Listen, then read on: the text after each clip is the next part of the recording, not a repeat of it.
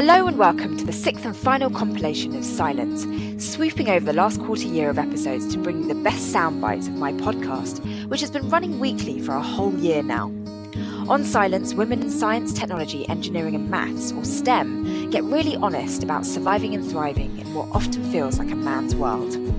I'm Dr. Shanice O'Mara, originally a mechanical engineer myself, and often the odd one out as a dark-skinned female in engineering.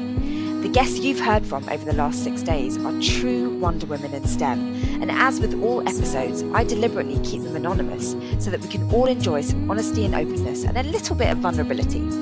This show is not about labels, accolades, and accomplishments. That stuff can be intimidating and distracting. It's about the wisdom gained from the experiences of some incredibly unique and trailblazing women who are tackling the issues around gender, diversity, and inclusivity head-on. The last year of Scilence has been so inspiring. Thank you all for joining me on this empowering journey. Here's the best from episodes 27 to 39. Please do subscribe, rate and review the show, and enjoy. And I think that is really a key when you fall down is, you can only do one thing at a time. You can only think one thing at a time. You only put one foot in front of the other. And so because you can only do it in bite-sized pieces, it seems less ominous when something bad happens if you just take it piece by piece by piece and rebuild from where you left off. It's really interesting that you describe it that way because I kind of think of myself as someone who rarely has definable goals. It's more so that when an opportunity comes my way, that's when I'll latch onto it. But I rarely ever seek it out. And it's not something that I do on purpose. I guess it's just a function of who I am. So in my beginnings, for instance, I could never claim to have always wanted to work at NASA. It just wasn't something that was in my head, per se. Maybe because I wasn't around people who worked there. My parents were not engineers. No one in my extended family was an engineer. And it just seemed like something I knew about and I thought was cool in general, but not something that was at the forefront of my mind because it wasn't exactly real to me. But I will say that when I was younger, growing up, I just liked what I liked. So video games, that was a huge thing for me. My dad got me them and I've been playing them ever since. And my mom, she would introduce me to clothes. I would do fashion shows with my cousins. That would be so fun. And I would say that at an early age, I was just allowed to do whatever I liked to do. And that makes a big difference for a kid to not be constricted to, the pink aisle at Toys R Us. I was over there playing with the Pokemon, but also getting my Barbies. I could do both. And that was really liberating. I mean, back then I didn't even know it was happening, but because of that, it kind of reflected in schoolwork too. I could really like to read and also like to do math. And it worked out well for me. I feel like I'm a more well-rounded person because of it. I feel like I'm so much closer to all these things that used to be fairy tales that now I feel like I'll never be done having aspirations. I can't be, because every time I come to a higher place, I'm introduced to something even cooler. Like before I met an astronaut, that meant that I could become an aerospace engineer at JPL. I'm being taught by someone who's actually been to space. But now I'm working here and I have coworkers who can tell me about the process of becoming an astronaut and what that was like being interviewed for the position. And now, it means that it'd be kind of dumb for me to say that this is it for me. I've reached my goals. I just remember, typical question when you're in a college town going out to a bar or something like that. It's like, oh, where do you go? What are you majoring in? And just saying, oh, physics. A lot of people literally would just turn around and walk. So I'm like, cool, don't get to know anything else about me, but all right, that's cool. And so that was rough and it was frustrating. Oh gosh, what does having it all mean to me? That's difficult for me because I'm not sure how much I feel it applies to my situation. I am not a woman who wishes to have children, and often having it all refers to being able to have a family with kids and a job. That's often how it's portrayed. So I've never had to think about how it applies to me or how I think about it or how I define it. As far as I'm concerned, I will have a job and I will have a personal life. And hopefully I'll get to go on vacation sometimes. Which, if I think about it, now that you're asking me, maybe is how some of our male counterparts think about it. Since traditionally child rearing wasn't on them. But honestly, that's something I'm going to have to think about. I liked school because I liked to learn. And it wasn't always about getting good grades and all of those things. But, sometimes when the pressure is mounting on you and and you just keep pushing it to the side, it can do some horrible things to your body. And so, I feel like I just wasn't taking care of myself in the way that I should have been. And I was, and it got me to a weird place in my life where I was suicidal for reasons like thinking that I didn't deserve the things that I was getting, and that it was unfair that others couldn't be successful due to the conditions that they grew up in. And the more I just open my eyes to life outside of high school silliness where people get bullied for the dumbest things, like, oh, your shoes don't cost more than $50, you're trash. I mean, you have kids growing up in that environment. It's so toxic.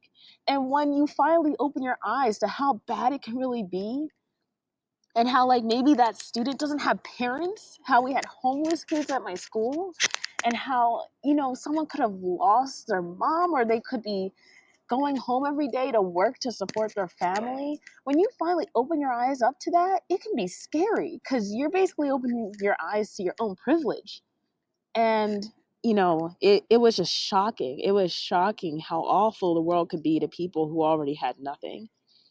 Yeah, I remember when I was hired in, I was told, "Oh, you got hired because you're female." And then the way they did the cost reports, you could tell how much I made because from one month to the next month, you could see what the jump in increase was on the salaries in my engineering department. And so then they figured out how much I made, and they're like, "Oh, you got paid that because you're female." Every time I got a promotion, it was because I was female. So the older people, the older men were probably more intelligent and more discreet with their thoughts. But the ones that were my peers, they had no problems at all telling me that everything was because I was female. Oh yeah. I Yes, I think that women can handle it. We are the ultimate multitaskers. We are built for multitasking. And so being able to raise a family and do your job is I don't think that there's anything that is holding somebody back because of kids or something.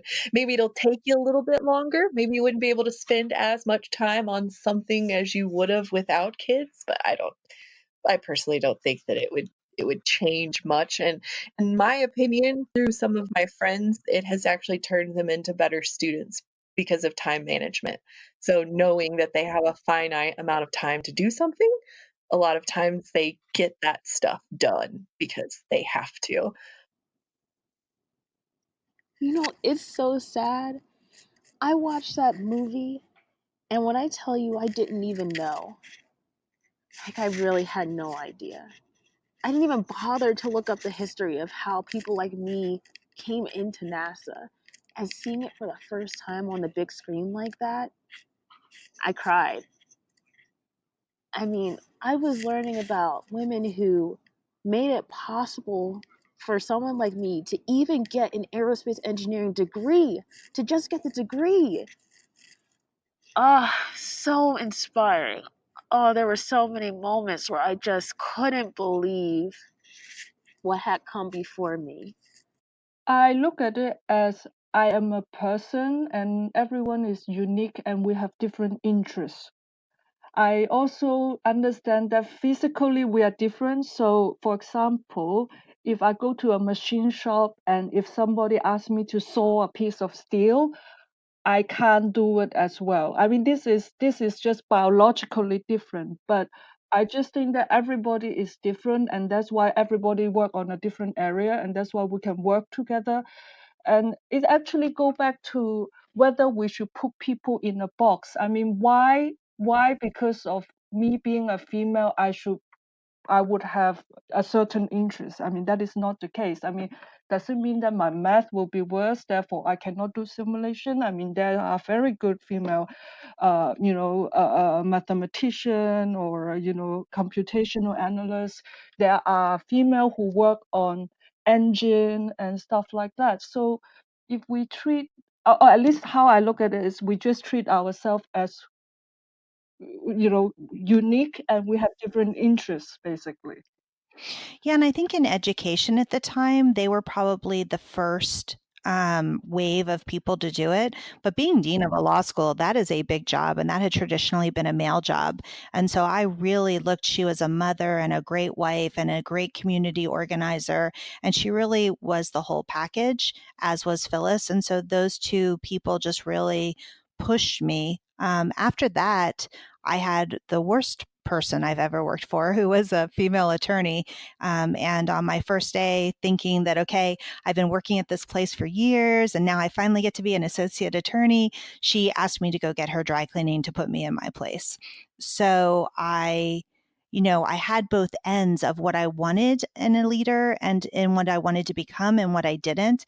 And I sometimes think that the leaders you don't want to become are just as helpful, if not more helpful, than who you aspire to be. The support of a teacher is really important. With my teachers that I'm closer with or that are really supportive, I tend to participate more because I feel like there won't be as much judgment if I get something wrong. But then a teacher is more stark or kind of not as, like, I'm not as close with or whatever, I won't speak as much, I guess, just because I feel like I don't have their full support. Yeah. As scientists, we're really good at looking for the facts. We're really good at, okay, this is the evidence. This is what the evidence leads us to. And I think sometimes when it comes to relationships, we turn that part of our brains off. I think I agree with you in that matter because I think about part of what I've done in STEM um, is be an instructor.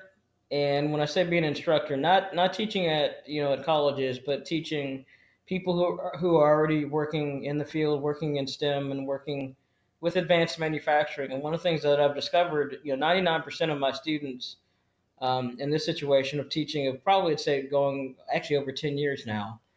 I started back in 2007. 99% of my students have been men. So when I go in as a woman of color, as the instructor, if I didn't have that spiritual foundation, I would basically be eaten alive. And not necessarily by them, but by my own self doubt, right?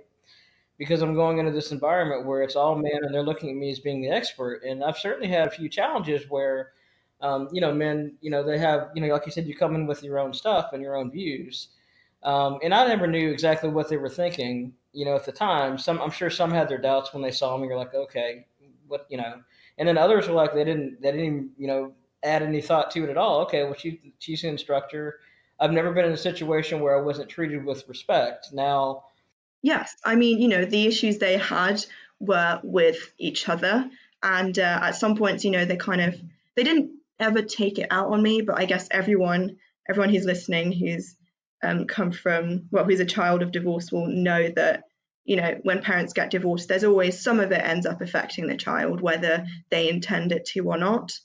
So I think just me kind of speaking up and saying, hey, this is affecting me in this way. I think if you did it this other way, it wouldn't so much.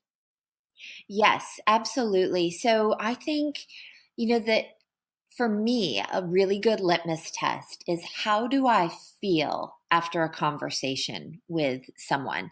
Do I feel empowered, uplifted, excited, motivated? Or do I feel self-doubt, diminished, demeaned? And if I really check in with myself, it's pretty clear, the people that are healthy influences that I want to, spend time with and learn from and be mentored by, and people that are, more toxic or unhelpful, we could just say.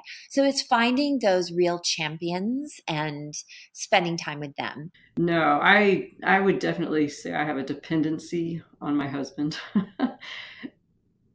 I know that people talk about you shouldn't be codependent, but I don't know how you get through life without counting on at least one person.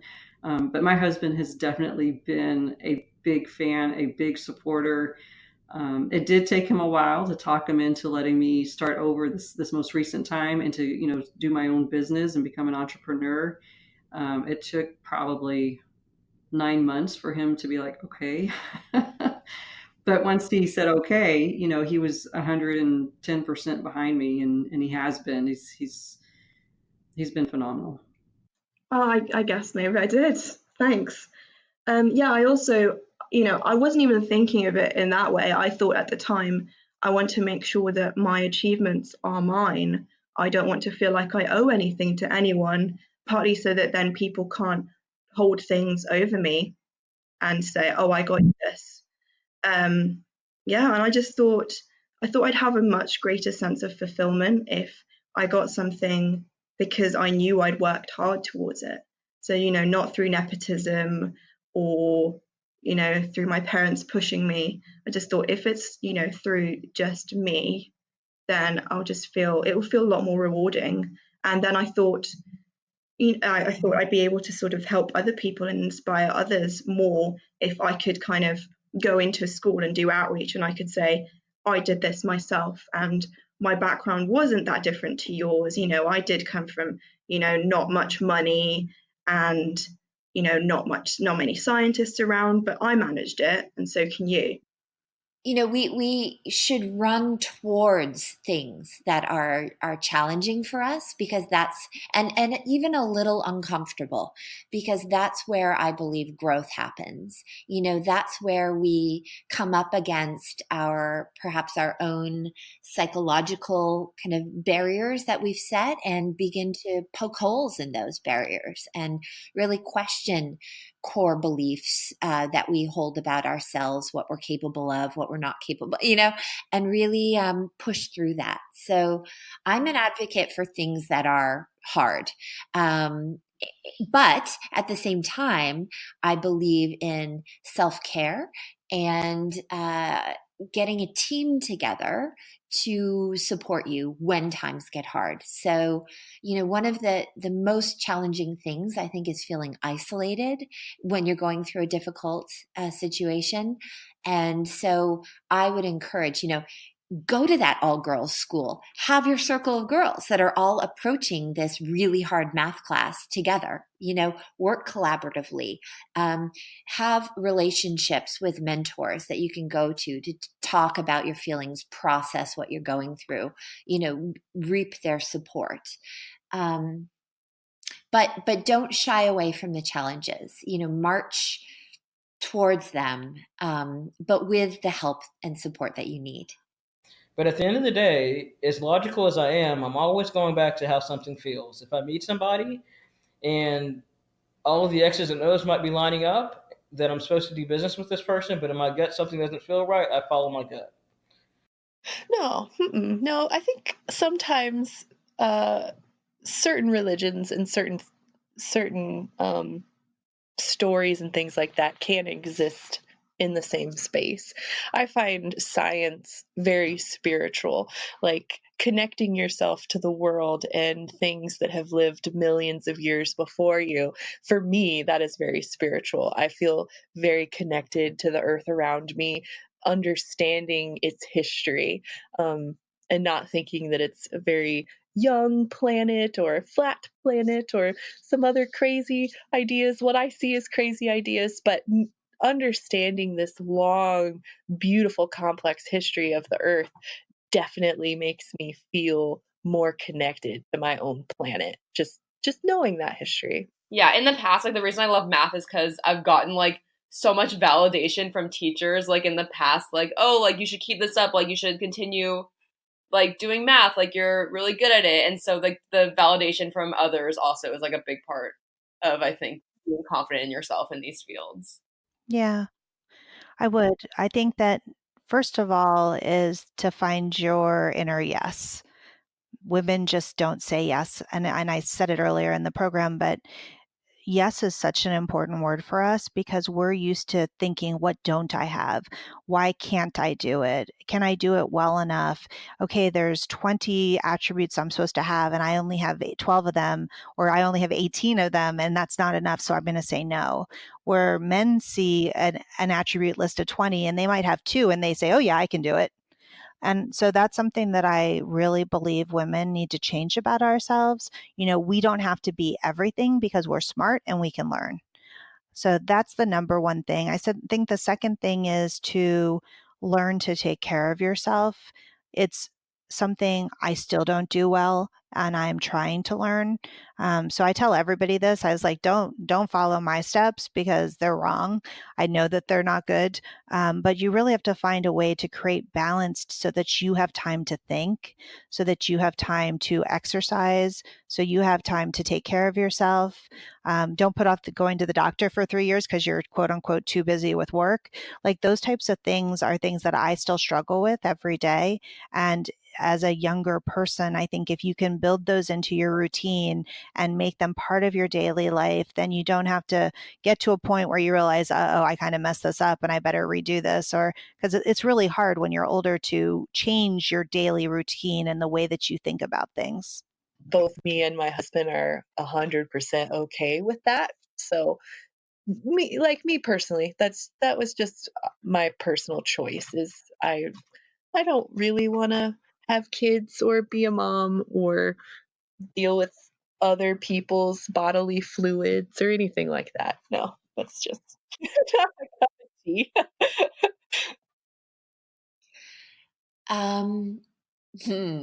This is really personal, but I think that this comes back to early childhood parenting messages.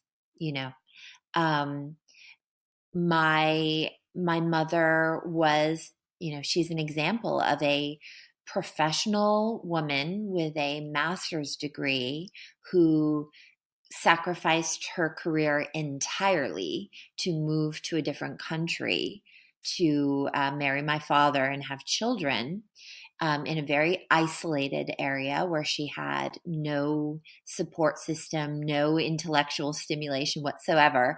So she kind of had to rationalize her own, here I am psychoanalyzing my mother, but she had to rationalize her own career decisions and find meaning in her own life. And, she definitely messaged to me from a young age that my main responsibility in life was to take care of the feelings and bodies of other people and to put my own thoughts and feelings aside in order to do that. So I received that message in numerous ways continuously from a very young age.